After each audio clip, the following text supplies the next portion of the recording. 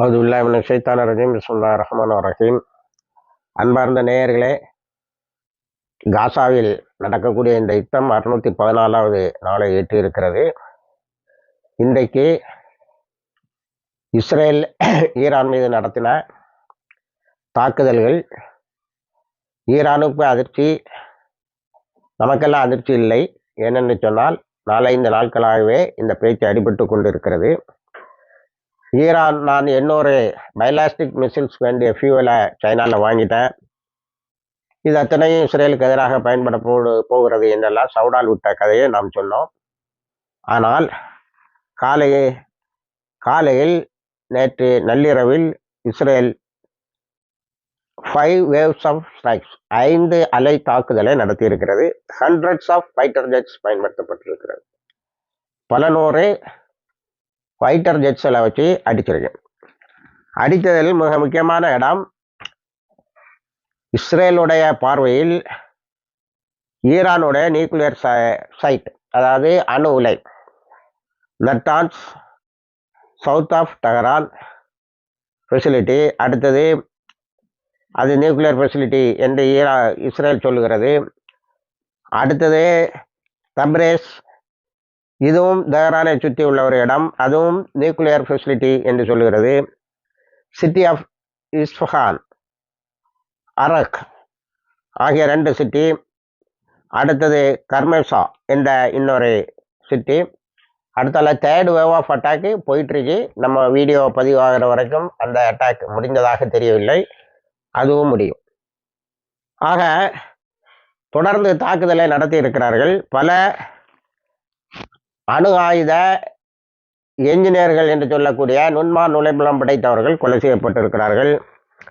IRGC-னுடைய Islamic revolutionary God's cops உடைய commander Hussain சொல்லாமி ஒரு மிகப்பெரிய சொத்து, அவர் கொலை செய்யப்பட்டிருக்கிறார், ஷஹீதாக்கப்பட்டிருக்கிறார். அடுத்தது எந்த அளவுக்கு தாக்குதல் தலைவர்களை நோக்கி போயிருக்கிறது என்று சொன்னால், அலி காமினி உயிரோடு இருக்கிறார், அவருக்கு ஒன்றும் ஆகவில்லை என்று அறிக்கை விடுகின்ற அளவுக்கு போயிருக்கிறது. ஆக இஸ்ரேலுடைய தாக்குதல் பேசப்பட்டு வந்தது, அது தாக்கி இருக்கிறது. இதை இஸ்ரேலுடைய இராணுவ தளபதி a fight to preserve our existence, நாம் உயிரோடு இருக்க வேண்டுமானால் ஈரானை தாக்கி ஆக வேண்டும் என்று சொல்லி இருக்கிறது. 2 நாட்களாக ட்ரம்பும் சொல்லிட்டு இருக்காரு, நாங்கள் டிப்ளமேட் வழியாக தான் பார்ப்போம், இஸ்ரேல் தாக்குனா அதுக்கு அமெரிக்கா பொறுப்பு இல்லைன்னு. ஆனால் அமெரிக்காவினோட பல கீழே உள்ள ட்ரம்புக்கு கீழே உள்ள அதிகாரிகள், செக்ரட்டரி ஆஃப் டிஃபென்ஸு, அதாவது பாதுகாப்பு அமைச்சர் போன்றவர்களெல்லாம் இஸ்ரேல் ஒரு தாக்குதலை நடத்தும், நாங்கள் இஸ்ரேலுக்கு பக்கபலமாக நிற்போம் என்று சொல்லியிருக்கிறது. இப்போ அடிக்கப்பட்டதில் எத்தனை நியூக்ளியர் ஃபெசிலிட்டி என்பது தெளிவாக இல்லை. இஸ்ரேலுடைய கற்பனையில் எதெல்லாம் நியூக்ளியர் ஃபெசிலிட்டின்னு நினைச்சதோ அதெல்லாம் தாக்கப்பட்டு இருக்கிறது. சில அப்பாவி பெண்களும் குழந்தைகளும் இறந்திருக்கிறார்கள், சில சயின்டிஸ்டுகள், சில கமாண்டர்ஸ்.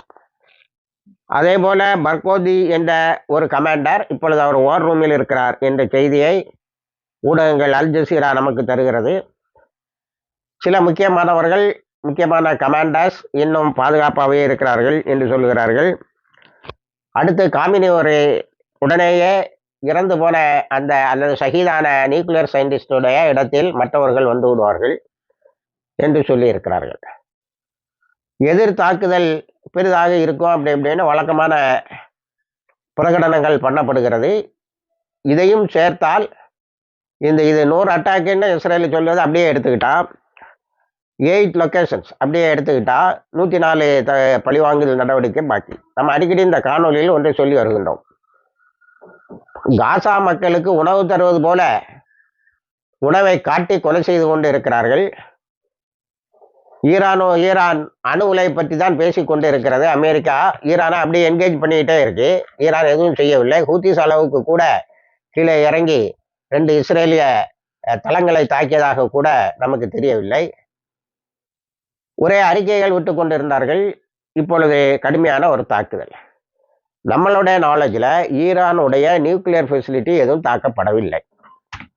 இந்த இடங்கள் எல்லாம் நாம் ஈரான் அணு ஆயுதத்தை பற்றி முடிவெடுத்த நாளிலிருந்தே அதை நாம் ஃபாலோ பண்ணி வருகிறோம். இந்த இடத்துல எல்லாம் நியூக்ளியர் ஃபெசிலிட்டி இல்லை. இதெல்லாம் வழக்கமாக இஸ்ரேல் தாக்கக்கூடிய இடங்கள் தான். இஸ்ரேல் பிரிக் என்பவர், நீ அடிக்கடி எங்களுக்கு ஒரு பொய்யை சொல்லுவ, அது என்னன்னா ஈரானுடைய நியூக்ளியர் ஃபெசிலிட்டியை நாங்கள் தாக்கிட்டோம்னு சொல்லி, ஆனால் நீ ஏதோ சில மலைக்கு மேலேயும் சில மணல் வீதியிலையும் குண்டுகளை போட்டு புழுதிகளை எழுப்புவாய். நாங்கள் அதை ஈரானுடைய அணு ஆற்றல் அழிக்கப்பட்டு விட்டது என்று எடுத்துக்கொள்ள வேண்டும் என்று எங்களை நீ ஏமாற்றி கொண்டிருக்கிறாய் என்று சொல்லுவார். அதே தான் இப்போ நடந்திருக்கு. நெத்தன்யாஹுவுக்கு இம்மீடியட்டாக மிகப்பெரிய ஒரு பலன் என்னவென்று சொன்னால், அங்கே விழ இருந்த ஆட்சி கவிழ்ப்பு, இனி யாரும் அதை பற்றி பேச மாட்டாங்க. நேஷனல் எமர்ஜென்சி வந்துட்டு எல்லோரும் தலைமைக்கு நிற்க வேண்டும் என்ற முடிவுக்கு வருவார்கள். 1. 2, காசாவில் வாங்கி கட்டுகிற அடிகள், அங்கே இருந்து வரக்கூடிய செய்திகள், dangerous day, arduous day, costly war, we are paying a great price, இந்த மாதிரி சொற்கள் எல்லாம் கொஞ்ச நாளைக்கு அமைக்கிறோம். ஏன்னா ஈரானையே தாக்கி விட்டார்கள் என்று. ஆக நெத்தன்யாஹுவுக்கு இம்மீடியட்டாக பல பலன்கள் இருக்கு. இது போன்ற ஜிம்மிக்ஸை காட்டுவாருங்கிறத நம்ம காணொலிகளில் அடிக்கடி சொல்லி வந்துருக்கோம். திடீர்னு ஹுதைதாவை தாக்குறது, ஹுதைதா ஏர்போர்ட் இது வரைக்கும் ஒன்றும் பண்ணிக்க முடியல. ஒரு விஷயத்தை மட்டும் நம்ம தெளிவாக சொல்ல முடியும், ஹூத்தீஸை அடிப்பது, ஹூத்தீஸோடைய ஆயுத கிடங்கை அழிப்பது என்பது இதுவரைக்கும் நடக்கவில்லை. ஆனால் இந்த ப்ராசஸில் இந்த 614வது நாளிலும் பல முக்கியமான தலைவர்களை, ஹூத்தீஸோட தலைவர்களை அல்ல, ஈரானுடைய தலைவர்களையும் மற்றவர்களையும் இஸ்ரேல் கொலை செய்ய முடிஞ்சிருக்கிறது. சிரியாவில் ஃப்ரீ ஹேண்டு. சிரியாவில் நேற்று அமெரிக்கா ஜூலானினுடைய ஸ்ட்ராங் ஹோல்டில் குண்டு போட்டிருக்கு. அப்போ அங்கே ஒரு 3வது உலக மகாயுத்தம் அல்லது 4வது உலக மகாயுத்தம் நடந்து கொண்டு, டேவிட் செல்போனுடைய பார்வையில் 3வது உலக மகா யுத்தம் முஸ்லிம் நாடுகள் மீது கட்டவிழ்த்தப்பட்டு நடந்து கொண்டு இருக்கிறது. ஆனால் வார்த்தைகள், சொற்கள் தான் வேறு விதமாக இருக்கிறது என்று அவர் கடைசியில் ஒரு சாப்டர்ல த பவர் ஆஃப் ஃபெய்த் தான் ஜெயிக்கும், ஈமானுடைய நம்பிக்கை தான் ஜெயிக்கும்னு முடிச்சதை நான் உங்களுக்கு சொல்லியிருக்கேன். இப்போ ஈரானுடைய அறிக்கைகள் பல வரும். ஏன்னா பெகிஸ்தானுக்கு மேல அப்பவே முகமது அகமது நஜதி ஒரு இதை சொன்னார். யாரு? நம்ம இஸ்மாயில் ஹனையாவை கொலை செய்த நேரத்துல ஐஆர்ஜிசிக்கு உள்ள மொசாத் இருக்கான். ஹசன் நஸ்ருல்லாவுடைய கொலைக்கும் ஐஆர்ஜிசியில் இருந்தால் தகவல் போயிருக்கு. பங்கர் பஸ்டர் இஸ்ரேலிடம் இருக்கிறது. ஆனால் அவருடைய இடத்தை காட்டி கொடுப்பதற்கு ஆள் இல்லை. ஒரு மொசாதுக்கார இருக்கு. ஆக மொசாது ஐஆர்ஜிசியில இருக்கிறது என்று சொன்னார். உடனே காமினி ஒரு 8 நாளைக்கு அவரை கூப்பிட்டு வச்சுக்கிட்டாரு. அதுக்கு பிறகு அவரை விட்டுட்டார். அவர் தேர்ந்தெடுக்கப்பட்டு இருந்தால் இஸ்ரேலுடைய இந்த 100 வேவ் தாக்குதல் அன்றைக்கே இஸ்ரேல் மீது நடந்திருக்கும். அவரு கொஞ்சம் தெளிவான பார்வை உள்ளவர். சில நண்பர்கள் சொல்வது போல நமக்கு இருந்த பார்வை கூட அவர்களுக்கு இல்லாமல் போய்விட்டதா என்பதுதான் உண்மை. அடுத்து இதுக்கு பழிவாங்கலாம் சொல்றாங்க. நமக்கு என்னை பொறுத்த வரைக்கும் அதுல நம்பிக்கை இல்லை. இவங்க முன்னாடி டமாஸ்கஸில் உள்ள ஆஃபீஸ் அடிச்சது, அது இதுக்கெல்லாம் பரவாயில்ல. இவங்க ரொம்ப கஷ்டப்பட்டு ஒரு 300 மிசில் அனுப்புனாங்க. நம்ம தான் கத்திட்டு கிடந்தோம், அங்க பட்டது உண்மையில தாக்குது அப்படி இப்படின்னு. அவன் எல்லாத்தையுமே நான் கர்ச்சிப்ல மடக்கி போட்டேன்னு சொன்னான். வேற இஸ்ரேல் எல்லாத்தையுமே கர்ச்சிப்ல மடக்கி போட்டான்னு. பிறகு லேட்டரா 99% சக்சஸ்ஃபுல் அட்டாக் தான், அதில் நம்ம பெரிய அளவில் இழந்தோம் என்பதை சொன்னார்கள். இப்போ இவங்க அவங்க அறிக்கையெல்லாம் அவர் உயிரோட இருக்காரு, இவர் உயிரோட இருக்காருன்னு வந்திருக்கே தவிர ஒரு சிவியர் பனிஷ்மெண்ட் எல்லாம் சொல்றாங்க. அந்த அறிக்கையினுடைய வேகம் அவ்வளவு இதாக தெரியவில்லை. ஈரான் இன்னும் ஆலோசித்து கொண்டிருக்கும் என்பது போலதான் தெரிகிறது. அடுத்தது நம்ம காசாவுக்கு வருவோம். காசாவில் போராளிகள் தங்களுடைய கடமையை முழுமையாக அதிக வேகத்திலே செய்கிறார்கள். சாரா அல் குஸ் நேற்று இஸ்ரேலி புல்டோசர் ஒன்றை கான்யூனிஸ்ல அடிச்சு நிமிச்சிருக்கானோ. 8-10 பேர் இஸ்ரேல 8+2 8 பேர் இறந்தார்கள், 2 பேர் காயம்பட்டார்கள். அதுக்கு அடுத்தது இன்னும் 1 ஹவருக்குள்ளால அடுத்த தாக்குதல் யாரு? அல் காசா நடத்தியிருக்காங்க. ஒரு வீட்டுக்குள்ளால ஒளிந்திருந்த, ரொம்ப நாளா ஹமாஸோடைய பார்வையில் இருந்து மறைத்து விட்டதாக நினைத்து கொண்டு இருந்த வீட்டை ப்ளோ பண்ணியிருக்காங்க. 24 இஸ்ரேலிய இராணுவத்தினர் அழிந்திருக்கிறார்கள். அவர்கள இப்போ இஸ்ரேல் சின்சியரா தான் ட்ரை பண்ணி நம்ம சொல்லணும், இந்த டெட் பாடிஸை எடுத்துட்டு போறதுக்கு. ஆனா அந்த 1-2 தடவை ஃப்ளை பண்றான், அதுக்கு பிறகு விட்டுட்டு போயிடான். அந்த சகோதரி சொன்ன மாதிரி நிறைய பேருடைய இது காத்துல தான் கலந்து போச்சு, அவங்களுடைய ரிமைன்ஸ் சொல்லக்கூடிய இறந்த பிறகு காலோ கையோ எதுவும் மீதி இருக்கிறதோ அதை தான் ரிமைன்ஸ்ன்னு சொல்லுவாங்க. அது கூட எங்களுக்கு கிடைக்கவில்லை என்பது போல ஆகிவிட்டது. அடுத்தது ஆல்காசம் கேரவான்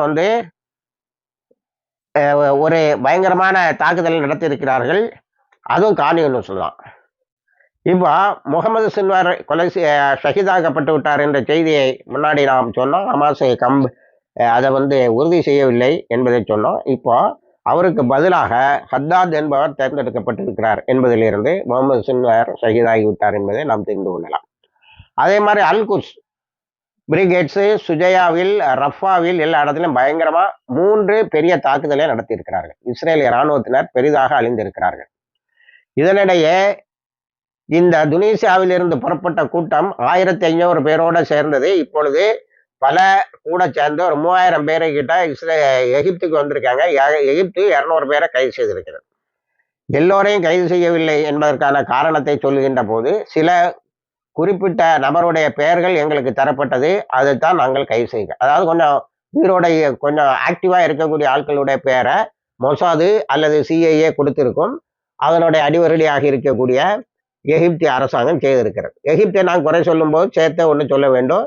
ஓரளவுக்காவது நார்தன் காசால இன்னைக்கு உணவு கிடைச்சிட்டு இருக்குன்னா அது எகிப்து அண்டர் கிரவுண்ட் வழியாக செய்யக்கூடிய ஒரு இதுதான். இப்போ அந்த குளோபல் மார்க்ஸ் 80 நாடுகளுடைய ஆட்கள் சேர்ந்திருக்கிறார்கள். ஆனா வருத்தத்தோடு ஒரு விஷயத்தை பதிவு வைப்போம். ஃப்ரீடம் ஃப்ளோட்டிலா சரி, இந்த 80 நாடுகளுடைய மார்ச் சரி, இதெல்லாம் செய்திகளுக்கு பயன்படுகிறது தவிர ஒரு துண்டு பிரெட்டு கூட அந்த மக்களுக்கு கிடைக்கவில்லை. ஒரு குழந்தை இறப்பதை கூட யாரும் தடுக்க முடியவில்லை. அப்படி ஏதாவது தடுக்கதா இருந்தால் ஹூத்திஸுடைய தாக்குதல் தான் தடுத்து கொண்டு இருக்கிறது. நேற்று ஹூத்திஸ் தங்கள் மீது நடந்த தாக்குதலுக்கு ரிட்டாலியேஷன் என்று பயங்கரமா அடிச்சிருக்காங்க. இப்போ நத்தியானுவுக்கு ஈரானை தாக்குதல பெரிய இது என்னன்னா, காசால இருந்து வரக்கூடிய டெத் ஃபிகர்ஸ் அதான் எவ்வளவோ மறைக்கிறான். ஆனா ஆஸ்பத்திரி எல்லாம் என்ன செய்யறான், மீடியாவை கூப்பிட்டு சொல்லிடுறான், இவ்வளவு பேர் வராங்க, மார்ச்சூரியில இடம் இல்லை, கார் பார்க்கிங் எல்லாம் நாங்க காயம்பட்டவர்களை ட்ரீட் பண்றதுக்குன்னு வச்சிருக்கோம், என்ன நடக்குது நீங்க என்னன்னு கேட்க மாட்டீங்களா, நம்ம பிள்ளைகள் இப்படி சாவுறாங்களாங்கிற அழுத்தம் வந்துட்டு இருக்கு. அதுல இருந்து டெம்பரரியா ஒரு விடுதலை. அடுத்தது ஹூத்திஸுட இதுல பதுங்கு குழியிலே தான் வாழணுமா ஒரு கூட்டம் பெருசா போராடிட்டு இருக்கு. அவங்க இன்னும் நேற்று அடிச்ச தாக்குதல்ல பயங்கரமா பதுங்கு குழிக்கு ஓடி இருக்காங்க. அத அல் ஜசீராவோட விசுவல்ஸ் என்ன காட்டுதுன்னு சொன்னா, பதுங்கு குழியில இடம் இல்லாம நான் ஏற்கனவே சொன்னது போல ரோட்ல படுத்துக்கிறாங்க. இந்த அனாதைகள் ரோட்ல வீடு வாசல் இல்லாதவன் படுத்திருப்பான்ல, அதே மாதிரி அவன் மலர்ந்து படுத்திருப்பான், இவங்க கமந்து படுத்திருக்காங்க. அவ்வளவுதான். லக்கேஜ் எல்லாம் தலைக்கு ஈட்ட வச்சிருக்காங்க, தலையில அடிபடாமல் இருப்பதற்கு. இப்படி ஹூத்திஸோட தாக்குதல் அதிக ஆக்ரோஷத்தோடு போய்கொண்டு இருக்கிறார்கள். அதே நேரத்துல நேற்று வெஸ்ட் பேங்க்ல ஹெர்மிஸ்ங்கிற இடத்துல ஒரு பாலஸ்தீன போராளி துப்பாக்கி எடுத்து கண்ணுல கண்ட இஸ்ரேலிய இராணுவத்தினரை எல்லாம் சுட்டு இருக்கிறார்கள். ஆனா இஸ்ரேலு கேஷுவாலிட்டி இல்லைங்குதே. ஹமாஸ் தரப்பு, அதாவது போராளிகள் தரப்பு 8 இஸ்ரேலிய இராணுவத்தினர் அழிக்கப்பட்டார்கள் என்று சொல்லுகிறது. இது ஒரு நேச்சுரல் பாப்புலர் ரெஸ்பான்ஸ், இது இயல்பாகவே வரக்கூடிய ஒரு அடி என்று. அதாவது பில்டிங்களை இடிச்சுக்கிட்டே இருக்கான், வீடுகளை இடிச்சுட்டு இருக்கான், தாய் தோப்பெல்லாம் விரட்டி அடிக்கிறான்னு சொல்லும்போது நேச்சுரலா வரக்கூடிய இயல்பாகவே வரக்கூடிய ஒரு தாக்குதல் என்று ஹமாஸ் அறிக்கை விட்டு இருக்கிறது. இன்னும் அதிகமான தாக்குதலை நடத்த வேண்டும் என்று சொல்லி இருக்கிறது. அடுத்தது யுஎஸ் ஈரான் பலந்து போச்சு. அவன் பேச்சுவார்த்தைன்னா அப்படியே டைமை கெயின் பண்ணிக்கிட்டே இருந்தான். இவன் பேசுவான் போல தெரியுது. பேசுவோம், ஞாயிற்றுக்கிழமை பேசுவோம், திங்கக்கிழமை பேசுவோம். யுரேனியம் என்ரிச்மெண்ட் பிளான்ட் புதுசா எஸ்டாப்ளிஷ் பண்ணதும் தாக்கப்பட்டதா இஸ்ரேல் சொல்லுது. ஆனா ஈரானே இன்னும் முழிச்சு பார்க்கல போல தெரியுது. ஃபுல்லா என்னமெல்லாம் டேமேஜ் ஆயிருக்குன்னு பல பெண்களும் குழந்தைகளும் இறந்திருக்கிறார்கள். இதுதான் நத்தியானுவுக்கு வேணும். குழந்தைகளும் பெண்களும் இறந்துட்டாங்களா, அவனோட அட்டாக் சக்சஸ்ஃபுல்னு எடுத்துக்குவான். அடுத்தது பெரு நாட்டில் ஹிந்து ரஜப் குரூப்பு ஒரு பெரிய கேஸை போட்டு இஸ்ரேலிய இராணுவத்தை சார்ந்த ஒருவனை ஜெயிலில் தள்ளியிருக்காங்க. அடுத்தது அமெரிக்கா மத்திய கிழக்கு நாடுகளில் வாழக்கூடிய, அதாவது முஸ்லிம் நாடுகளில் வாழக்கூடிய எல்லா அமெரிக்கன் சிட்டிசன்ஸும் அமெரிக்காவுக்கு வந்துவிட வேண்டும், அவர்களுடைய பாதுகாப்பை உறுதி செய்ய முடியாது என்று சொல்லி இருக்கிறது. இப்பொழுது சிரியாவில் ஜூலானி என்னுடைய கூட்டமும் அமெரிக்கர்களால் தாக்கப்பட்டு இருக்கிறது. இனி ஈரானுடைய பதில் தாக்குதல், அது இதுவரைக்கும் 4 பழி வாங்குதல் மிச்சம். முதல்ல ஒரு 9 பேரை கொலை செய்ததுக்கு 9 பேரை நீங்க அடிக்கணும். இஸ்மாயில் ஹனையாவை உன் வீட்டுக்குள்ளால வந்து அடித்தான். அதுக்கும் ஒரு பெருசாக ஒன்றும் இல்லை. கொஞ்சம் போல் மிசில்ஸ்லாம் வந்தது. அது மீடியாக்கள்லாம் சேர்ந்து அது உண்மையிலே தாக்குதல் தான் அப்படின்னு பின்னாடி யோ கேலண்ட் ஒத்துக்கிட்டாரு. ஆமாம், உண்மையான தாக்குதல் தான். நாங்கள் 99% எங்களை தாக்குனது உண்மைதான் என்று. இப்போ ஈரான் என்ன செய்யுது? இப்போ 3வது வேவ் அட்டாக் என்ன செய்யறதுங்கிறத இணைந்திருங்கள். எல்லா தகவலையும் தருகிறோம். ஆகிறதவான அல்ஹம்துலில்லாஹ் ரபில்